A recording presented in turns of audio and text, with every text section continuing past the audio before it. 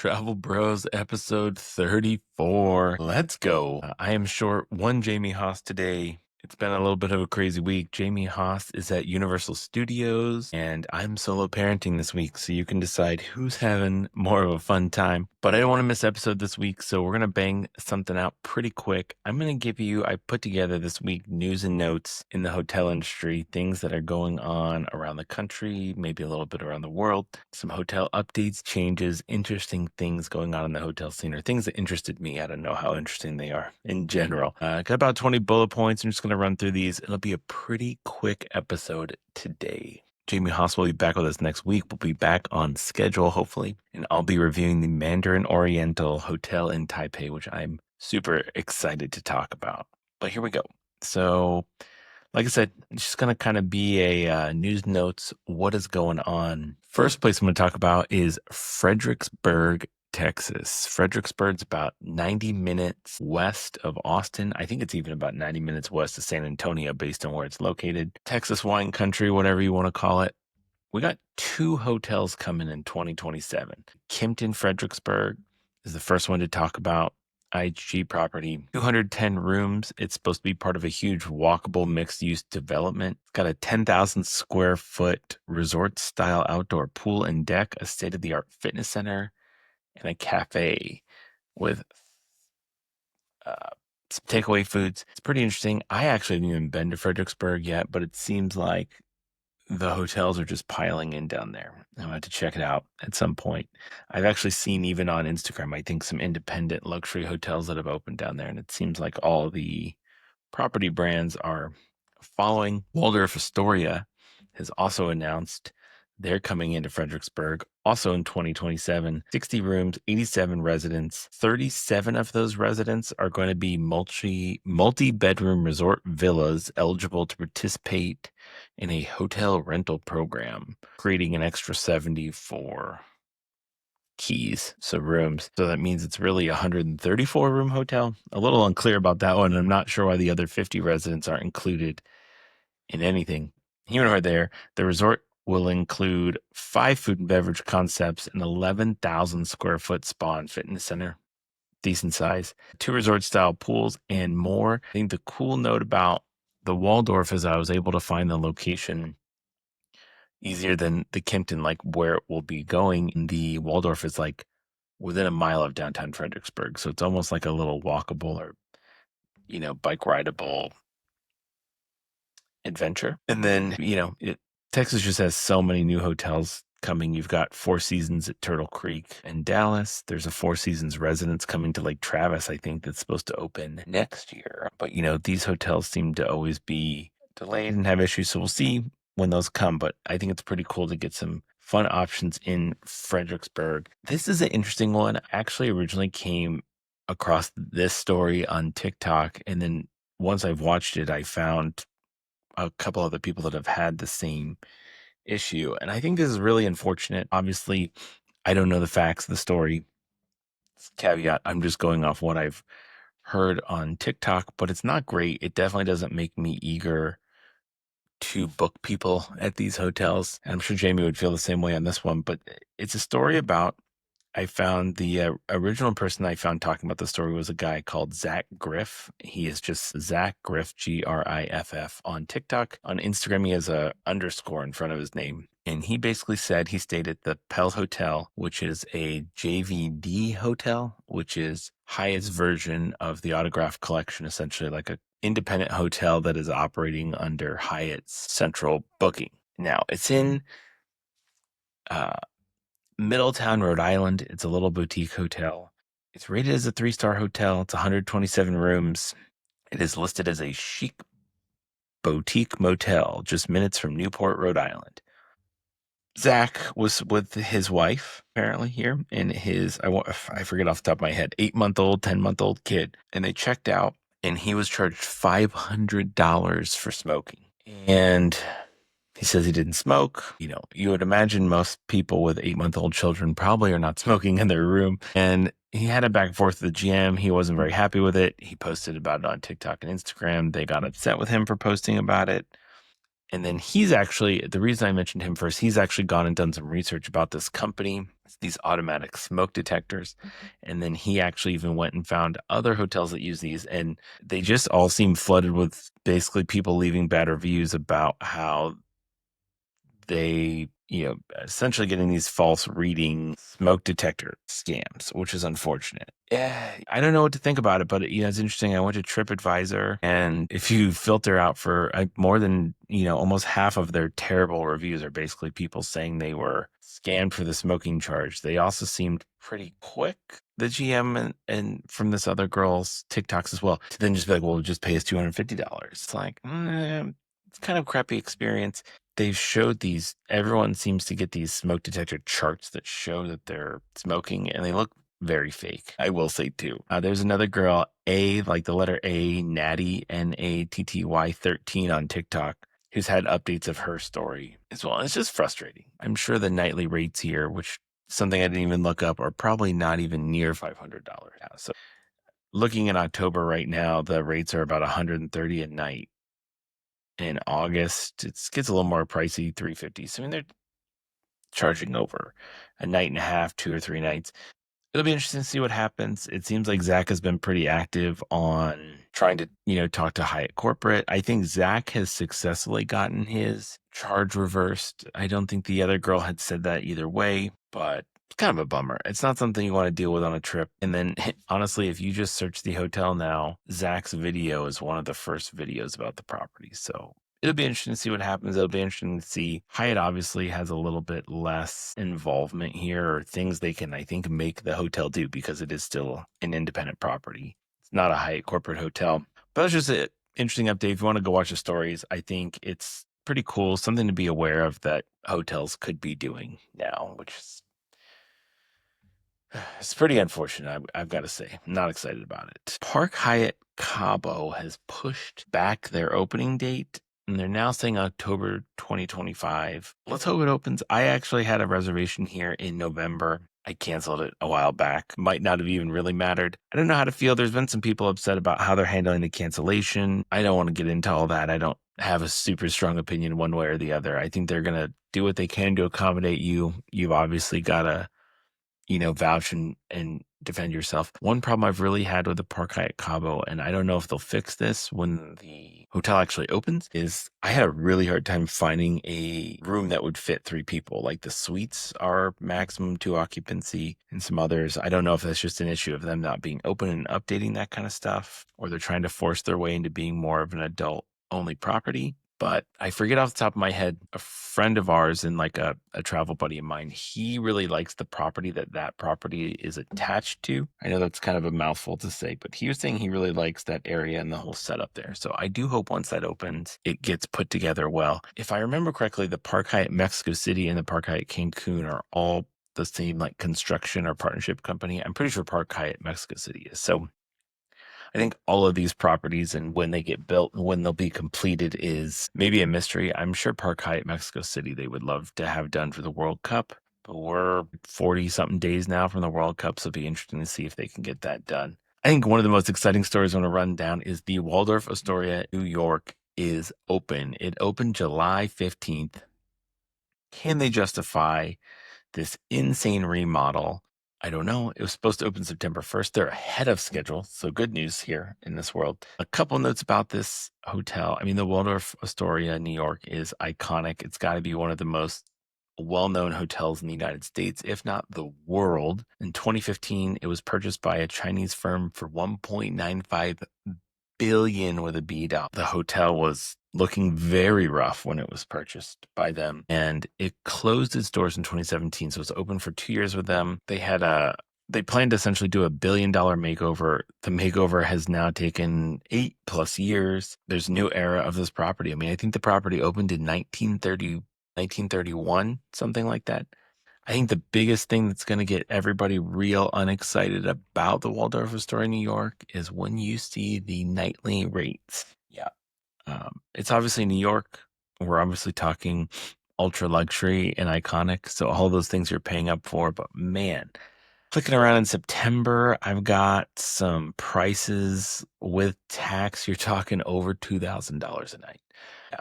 Room charge is $17.45. Total taxes $261. So yeah, you got to get really lucky to be enjoying this property. I think I can't imagine once you start getting into like, let's poke around and pull some prices for Christmas week. I'll check in on the 26th, check out the 29th, so I won't even hit the holidays. It's not as bad as I had imagined. Yeah, my 4-night stay is $68.78. Some nights are over 2,000, so 1,000 in tax, basically. Either way, you're not staying there very cheap. One interesting thing I do find if you wind up staying here is like the deluxe room is essentially the base room, 575 square feet, which is huge. It's awesome. I love that. Junior suite, though, is about $10 more a night, or this is $100 more a night, but I've seen it as low as 10. The junior suite is not as big as you would hope. It's 672 square feet. But when you start talking New York, prices, that is not bad. And there's some variations. It looks like you can pick the junior suite on where you want to be. There's a Park Avenue one, which seems to come at the highest price, Lexington Avenues. And there's a Terrace View junior suite. So all being said, once you get into the real suites, there's a 1-bedroom suite, 900 square feet. You're $3,200 before taxes. It just goes up from there. Either way, super excited this hotel's here. If you're in New York and you've got a splurge, or you're in the ultra luxury scene, I would stay here over anywhere. At least to check it out, especially in a couple months once they get their feet wet. But I think that is really exciting for you in New York. I think it's really exciting for hotel enthusiasts and people who love luxury hotels. I mean, they spent $8 billion on this renovation. So they're $3 billion into this hotel from buying it, renovating it, not even talking about maintaining it. And this company has essentially owned this hotel for 10 years and it's been open for 2. So, once you've invested $3 billion, you got to hope you're not screwing it up too bad. Next up, Four Seasons Puerto Rico is set to open later this year. It's the old St. Regis. I did a lot of research on this. I shouldn't say I did a lot of research. I did a very minimal amount of research on this. And it seems like that the hotel owners were set to do a huge renovation to this property and they didn't want to stay with Marriott. One thing that's really interesting about this property is it's huge. The property is 483 acres. You're in a nature reserve. You've got like a gorgeous beachfront clubhouse. You have really nice golf courses. You have 2 miles of private beach access, or essentially like Crescent Beach, which is, accessible around the property. I really like this property. There's Ocean Drive beachfront residences that they've been putting together. I had always heard pretty good things about St. Regis, but it seems like now that they've completed this renovation, they're stepping over to Four Seasons. So trading one luxury brand for the other, I don't know how much is really going to change from an operational standpoint. I will say I think Four Seasons does luxury better than Marriott. I think their employees are empowered better. The issue is going to be when I'm looking at prices right now for Puerto Rico, you're in the $1,000 range, $1,200 range. Once you start getting into when it has now been a Four Seasons, you're doubling the price, $2,000. I don't know if I'm ready mentally to pay $2,000 to go on vacation in Puerto Rico. But like I said, the place does look really impressive. I've always heard good things about the St. Regis. With the remodel, I have a lot of hope. But man, it's a new world we're living in here at the $2,000 mark in Puerto Rico. There's also a Ritz-Carlton Reserve that's supposed to open in Puerto Rico. So maybe that's one of the reasons they also took that pivot and went to Four Seasons. So the ultra luxury, properties do seem to be coming to Puerto Rico. So maybe I just need to reframe how I feel about Puerto Rico. It is a place I do really appreciate visiting. And one last one, I actually just stumbled upon this too. The Mandarin Oriental is set to open in Puerto Rico in 2028. So another interesting brand kind of rolling into Puerto Rico. Maybe I'm just missing the boat there. I don't remember where the Mandarin Oriental is supposed to be located, so I apologize. But we've got a ways. A lot can happen between now and 2028. Kuala Lumpur Park Hyatt is now accepting reservations for August 7th, 2025. Property has been pushed back a little bit too, because when I was in Southeast Asia, I was thinking I was going to be able to sneak in this hotel stay. And I was like, oh, we're so close to the opening, but it didn't open. So it did not matter. It is going to be, this hotel is located in the Merdeka 118 building, which is, I think, going to be the tallest building in all of the Asian Pacific once it is completed. which sounds like it should be really close. This property seems kind of big to me. The Park Hyatt is 232 rooms, which is including 28 suites and 30 apartments. The base room here, from what I was reading, is 570 square feet. That's 53 square meters. For those of you who don't understand freedom units, and the entry suite is 1,120 square feet or 104 square meters. For Asia, I think those are humongous. Interesting, the hotel takes up floors 102 to 118, which are the exact floors that the Ritz-Carlton Hong Kong is on, 102 to 118. And so I just assumed they were the same size. Seems logical, right? They're on the same floors because Jamie stayed at the Ritz-Carlton Hong Kong. We did a whole episode on it. I'll put the link in the show notes or bio here. And I was like, oh, well, they're on the same floor. So now they're both the tallest hotel in the world. Jamie stayed and swam in the tallest pool in the world. It's the tallest hotel bar in the world, hotel pool in the world. Well, interestingly, I was reading somewhere, I can't even recall now, and they pointed out that the Ritz-Carlton Hong Kong is missing all the floors that end in 4, and I think a couple other floors due to 4 sounds like the word death from what I remember. And so that's gone. And this hotel then I think is actually going to be 100 feet taller, even though it's the same floors, because the Kuala Lumpur building is not skipping all those floors. This is pretty cool. So that should be opening very soon. Park Hyatts in Asia are generally incredible. Some of my favorite hotels. And as long as you don't have a fear of heights, I think being up in a hotel that high is a super cool and unique experience. And I have yet to go to Malaysia. It is on my list, and I am definitely going to be staying there because that just sounds incredible. The Shangri-La Vancouver is no longer the Shangri-La Vancouver. Right now, it's actually operating as the Hyatt Vancouver Downtown Alberni, and it is getting remodeled and will reopen in 2026 as the Park Hyatt Vancouver. Once again, I have to imagine their goal is to do this conversion before the World Cup, because that's going to be big bucks. Shangri-La is a brand I generally struggle with.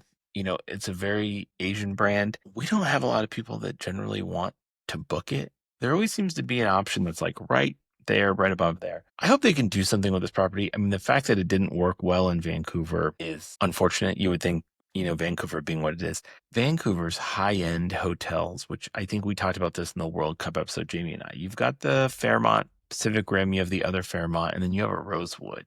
And then there's a couple really small boutique hotels, but there's nowhere when I'm like, oh, I got to go stay here when I go to Vancouver. So hopefully they can do something about this. There's a couple things. I've never stayed at this property, but I've been there. It is a really awkward property in a few ways. The valet, from what I remember, and like the pickup drop-off section is completely underground. And then the retail and those things are completely separated from the hotel lobby. So it's like, think of it as like retail and then a hotel, and then they're not connected or integrated in any way. So I think there's a lot of weird decisions maybe they made with like the common spaces of this hotel. I guess you could look at it as a negative or a positive if you're, someone who's looking for privacy, perhaps. You were just at a Coldplay concert and you don't need anyone to see you. Maybe the privacy of this hotel is what you're looking for. Just for me, I don't know. It just, like I said, I haven't actually stayed there, but just in going there, it just feels a little awkward when I think about things like the Fairmont Pacific Rim and the Hotel Georgia, the Rosewood property, are like very popular. They're just busy. Like the restaurant scene, the lobby bar scene is kind of popping. Things are always going on there. So you do get some secluded privacy. But hopefully the Park Hyatt can do something with it. It is a 119 room property, and it's only been open since 2009. So it's not that old of a hotel. And I think we'll welcome some new properties in Vancouver. It's also really close to the Hyatt Regency Vancouver. So I'm sure Hyatt Regency is not very thrilled about this conversion, but I can't speak for them. The Hotel Daniele in Venice. Now, this is a hotel I didn't know much about. I spent some time trying to coordinate and selling a client on staying here, and I think this might be one of the more underrated hotels in Venice. However, I ran into a headache because they cannot take spring 2026 reservations because they will hopefully be a Four Seasons by then. They've been renovating this property. They've been doing some work to it. So one cool thing about this property is it's like a weird mesh of Venetian history. It showcases, it's like three interconnecting palaces dating back from the 15th, 19th, and 20th century. In 1822, Palazzo Dandolo was converted into a hotel by Giuseppe Dal Niel, who renamed the property after his nickname Daniele and started a legacy that lives on today. It's 79 keys. They have some incredible suites. They have some great views of the Venetian Lagoon and also some really amazing private balconies in some of these rooms. The public space looks incredible. It's one of those rooms. It kind of gives me some flashbacks to the Four Seasons Florence, like, and just how amazing it looks as a property. You can't book it right now. Well, you can book it right now for like right now. But if you're doing some 2026 planning, it is not on the table yet. Kind of bums me out. Hopefully they can get that sorted out. I don't know if they're going to change the names in some of the parts of this property, but if you can't even stay here, I think going in, grabbing a drink here at Bar Dandolo, it's like the whole just common space that you are having a drink at there. I would pay the premium of any drink. It looks super cool. And then there is a restaurant, Terrace Daniele, essentially is what it's called, that is on the roof of this place with some incredible views of Venice from the pictures. I haven't been. It's indoor, outdoor. They have some huge oversized windows that they said they use, put more people inside in the colder months. And Four Seasons is taking it over. So I think, it's going to be well maintained. It's going to be a stunning property. I haven't really heard a lot of people talking about it. There's a lot of ultra luxury, higher end luxury properties coming into Venice. I know they're remodeling Old Hotel into the Rosewood, and there's also Venice has so many cool like boutique properties if you start digging around and stuff as well. So I think Venice seems to be really having a moment from a hotel side of things. Here's an interesting one. Didn't know anything about. I stumbled upon this one last night doing some research for the episode. Kimpton is opening an all-inclusive resort in Mexico. Okay, they are now accepting reservations for this property starting January 1st, 2026. It's a 355 room and suite property, including an adults only section. And there are some ocean view and like swim up room options. The render of the property on the IHG website really puzzles me. I don't know if it's like one building of 40 buildings. The render looks like it's 3, 6, 9, 12, 15, 30, maybe 40 rooms. So I was like, what a cool boutique property. And then the text right there says it's 355 rooms. They either made, version, it's either like a model, it's a hotel for ants, or it is quite small. It is in kind of a unique place in Riviera Maya. If you know where the St. Regis Canai is that has just recently opened with the addition. We haven't done a full episode on that, but we've talked about some of the promos there. So it is smack dab. So it's just south of the St. Regis. It's just north of the Rosewood Mayakoba, Fairmont Mayakoba, and then what will soon be the Alea Mayakoba that used to be the Andaz. So it's in the middle of the two. It's interesting that Kimpton is going into the AI business. I don't know how to feel about that. I was kind of taken aback. I had a great experience at the Kimpton Seafire. Sometimes I'm a little turned off by some of these Kimpton properties just because the rooms are so small. This, from the best I can tell, is a gut remodel or like a huge conversion of another hotel. I'm pretty sure this is what used to be the Hacienda Tres Rios, and this is now the Kimpton Tres Rios. Hopefully they did a little bit of remodel. Some of the rooms looked a little rough in there, but the interesting thing I will say, 5,000 reviews on Google with a 4.4 rating. So the property has some pretty good credit there. It's also a 4.5 on TripAdvisor. If you're big into IHG though, it's interesting.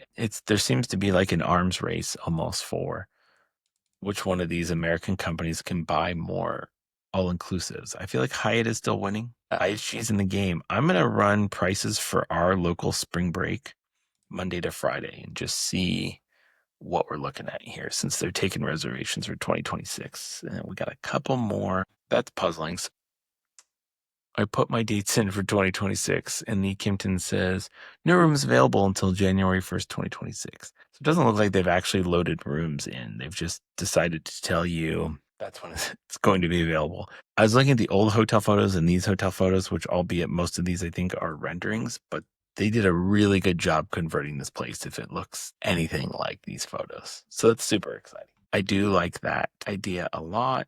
The cool thing about this Kimpton too is you're talking about 7 restaurants, 5 bars and lounges. And they're going to have some interesting things, a modern version of Mexican fare, some Asian fusion. I'm not a big all-inclusive fan, but I think I would consider throwing it into a little stay here. I do want to get out to the St. Regis Kenai as well. So maybe pop into this Kimpton for a day or two so we could review it. One of my favorite trips I did last year by far was the Kimpton Sea Fire in the Cayman Islands.